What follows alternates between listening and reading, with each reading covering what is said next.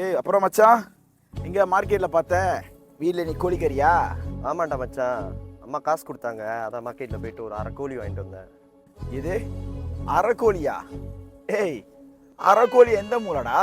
அப்பப்போ கொஞ்சம் ஆசையாக இருக்கும், அம்மாட்ட கேட்பேன். அவங்க இந்த மாதிரி தான் எனக்கு காசு கொடுப்பாங்க. போயிட்டு அரை கோழி வாங்கிட்டு வந்து சமைச்சு இப்படியே நாங்கள் சாப்பிட்டுக்குவோம்டா. காசு இல்லை, கஷ்டப்படுறீங்கன்னு தெரியுது. அப்புறம் எதுக்குடா நீங்களாம் கோழிலாம் சாப்பிடணுன்னு ஆசைப்படுறீங்க? எதோ கிடைக்குதுன்னா யாராச்சும் வீட்டில் ஃப்ரீயாக எதோ கொடுப்பாங்க, இல்லை நம்மள்ட்டே கேளுங்களேன். சாயந்தரத்தில் வீட்டில் மிச்சம் மீது எதாவது இருந்தால் கொடுப்போம், சாப்பிட்டு போயிடுதேன்றா. இப்படி அசிங்கம் பண்ணிக்கிட்டு இருக்கிறீங்க. டேய், இந்த மாதிரி எங்ககிட்ட இல்லாதவங்கள்ட்டலாம் இப்படி சொல்லி எங்களை கஷ்டப்படுத்தாதீங்கடா. நீங்களாம் நினச்சதை வாங்கி சாப்பிடுவீங்க.